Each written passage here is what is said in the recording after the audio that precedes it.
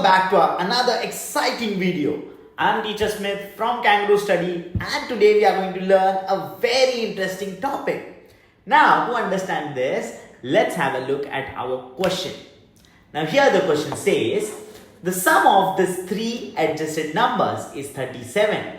What is the value of A? So here, there are many numbers that are given to us. The question says, the sum of three adjacent numbers. Now, what do you mean by the word adjacent? Adjacent means just next to it. So, there are three numbers that we can observe that are just next to it. And the question says the sum of these three numbers is 37. Now, if the sum of this three number is 37, we need to find out A. Now, to find out A, the problem is we don't know what is the value that is present inside the middle box. So, how to find this out? There's one thing we know, that is, there's a number that is 13 given to us. So, in this sequence, there is a number that we know which is quite ahead. So, how to use this value 13 to find out value of A?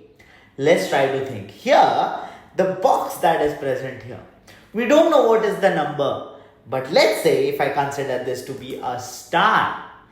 Now, what we have, there are three numbers, 11, star and A. And sum of these three numbers is 37.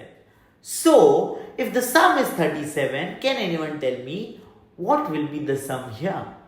Also, we can observe it's three adjacent numbers and the adjacent number's sum is 37. So, one number is star, another number is A here. So, what will be the third number? Yeah, what we observed just now. There were just three numbers, total had to be 37. Star, A and 11. Now, here we have star and A. So, the third number will be, yes, 11. So, what we can understand from this? We can observe there were three numbers, out of which one number we know. So, what we can understand is, for the other two numbers, the sum will remain constant. And now, if this is the case, let's see the next three adjacent numbers. Now, in the next three, we have A, we have 11. So, what will be the third number? Yes, we know it's made up of three numbers, so other number is star. Now, moving on to the other adjacent three numbers. 11 star. Then the remaining number is what? Yes, there's A missing, so you can write down A over here. Now, moving on to the next number. That is star A. And we also know the other number should be 11 because the question says sum is constant. Now, if we move on to the next adjacent numbers, we can observe A11. So, what is the third number? Perfect, it is star. And now, if we move on to the next part, we have 11 over here, we have star over here. So, what is the value of this 13? What does 13 represent?